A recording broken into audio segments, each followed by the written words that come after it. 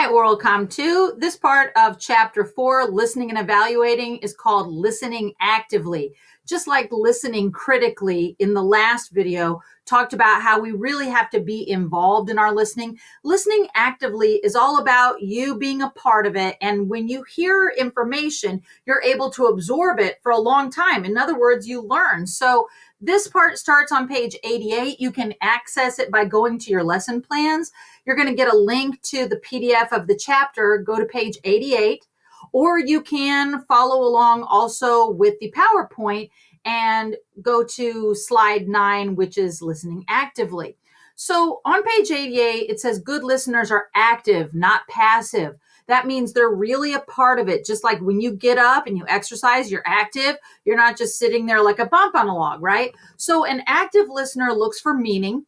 They think about what they hear, then they can respond to it. And in this chart that's below, it lists a number of techniques that you can apply to help you to absorb the information and more or less you learn. So the first thing is we apply what we hear to ourselves. So I'm going to stop there and say a real world example of this is that lately when I hear the news and it talks about the pandemic and COVID-19, I want to learn information, but apply it to myself what I already know. So it says, first of all, I relate the information to my personal experience.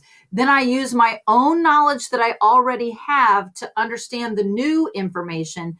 Then I imagine myself using that information in the future. So in the real world, let's hope we never, ever get this terrible disease. But when I learn about COVID-19 and I hear things like how it affects the lungs and how it feels like a flu, I can relate that to my own personal experience because I've been sick, I've had the flu, but I've also had pneumonia. But then it says the second item down, use my own knowledge to understand new information. When I hear something new about COVID-19, like when people say, no, you're mistaken. This is not like a regular flu. This is really, really bad. This attacks our lungs. This can cause people to die. And it's incredibly deadly. I take what I already know and I apply it to myself and I say, well, it was bad getting pneumonia. It was terrible having the flu. I definitely don't want this myself. Okay. So that's your real world example. The next technique down is that I think as I listen. We might think that's easy, right? That as we hear a speaker that we're thinking as they speak. But this means that I take the information and then I summarize what they've said. What are the person's main points?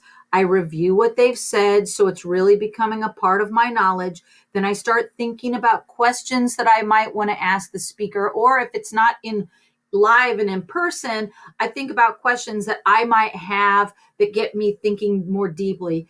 Then I can also, if it's information that's new to me, I want to predict a direction that the speaker is going in, but without, it says, jumping to conclusions. I want to hear what they're saying.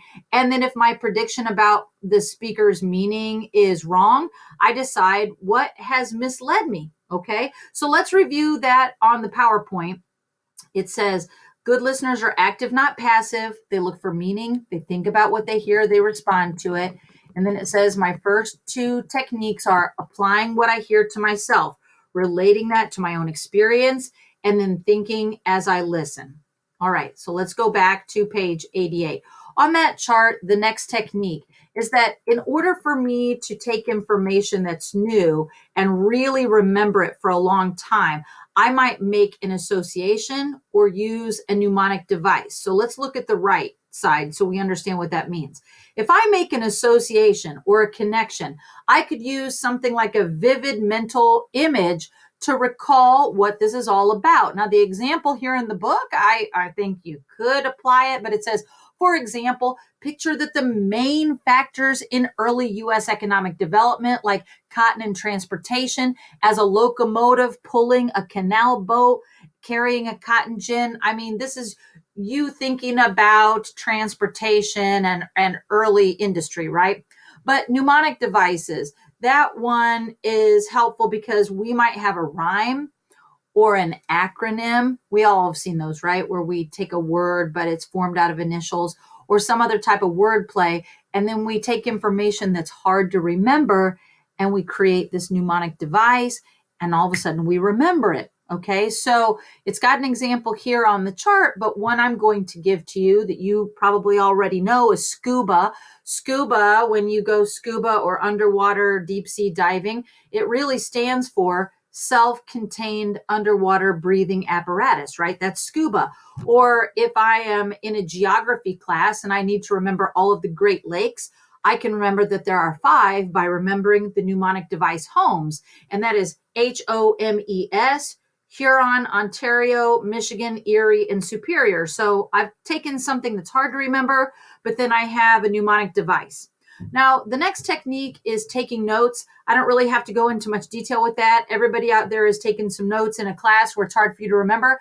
Let's remember that in a math class where you have to specifically follow a pattern, you've got to write that down verbatim. But when it's something like history, you don't have to write it down word for word. You can paraphrase or have keywords and things like that, but use your own consistent method. And then finally, it says, give the speaker and also yourself some feedback. It says, use your body language like eye contact or nod to show that you get it, you're listening. And you guys do a great job at this in my classes, and I'm sure in other teachers' classes. When I'm speaking, you courteously comment or you raise your hand to ask a question. So those are some of the techniques for you to be an active listener. Now, what I'd like you to do is I'd like you to turn in your PDF then to page 90, and then we're going to talk about evaluating a speaker's reasoning in the next video. Okay? That's where we'll end for today.